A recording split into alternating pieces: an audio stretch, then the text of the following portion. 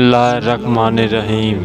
قوم سبا پر اللہ کا عذاب۔ اہل سرسار کی ایک قوم جسے قوم سبا بھی کہا جاتا ہے، اللہ تعالیٰ کی بے شمار نعمتوں کے اندر زندگی گزار رہی تھی۔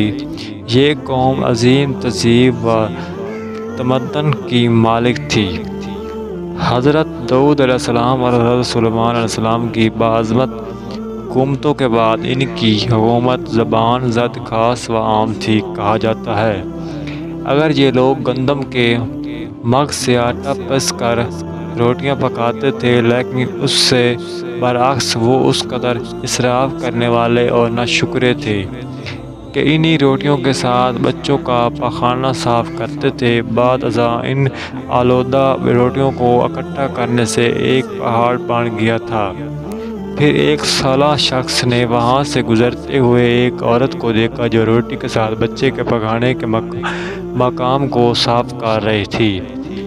اس شخص نے عورت سے کہا، تیرے اوپر افسوس، خدا سے ڈر، کہیں ایسا نہ ہو کہ خدا تیرے اوپر اپنا غضب اٹھائے اور تجھ سے اپنی نعمت چھین لے۔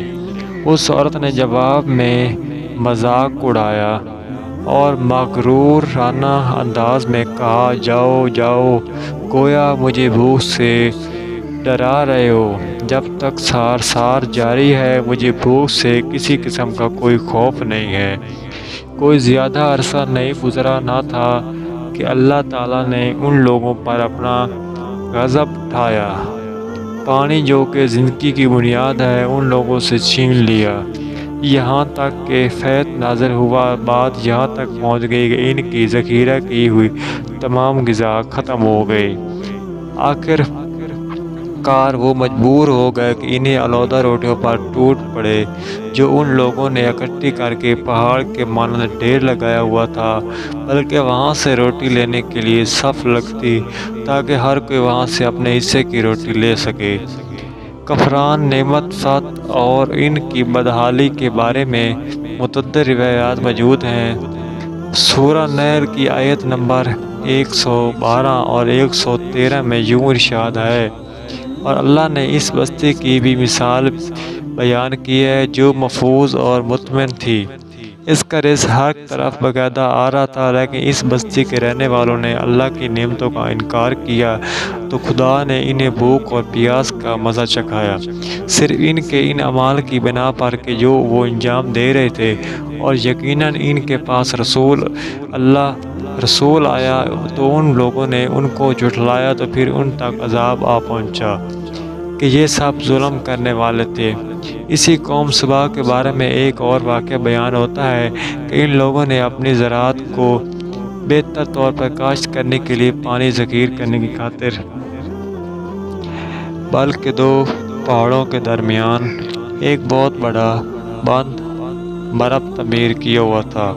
سوراخ اور دوسرے پہاڑوں سے گزرا ہوا پانی اس بند میں آ کر وافر مقدار میں جمع ہو جاتا تھا۔ قوم سبا نے اس پانی سے صحیح طور پر استفادہ کرتے ہوئے وسیع و عریض اور بہت سے خوبصورت باغات لگائے اور کھیتی باڑی کو رونق بخشی۔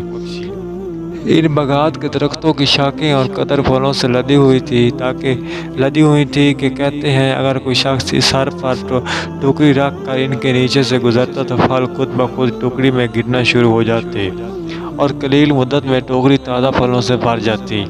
لیکن نعمتوں کی کثرت نے انہیں شکر کرنے کے بجائے سرمست اور غافل کر دیا تھا، یہاں تک کہ ان کے درمیان بہت بڑا طبقاتی نظام وجود میں آ چکا تھا۔ ان میں سے صاحب اقتدار لوگوں نے کمزوروں اور ضعیفوں کا خون چوسنا شروع کر رکھا تھا، یہاں تک کہ ان لوگوں نے خدا سے ایک امکانہ التماس کیا جس کا ذکر سورۃ سبا کی آیت نمبر 19 میں ملتا ہے۔ انہوں نے کہا، خدایا ہمارے سفروں کے درمیان فاصلہ زیادہ کر دے۔ انہوں نے اللہ تعالیٰ سے یہ التماس اس لیے کیا تاکہ غریبوں نے نواں لوگوں، عمرہ اور ثروت مند ان کے ہمراہ سفر نہ کریں۔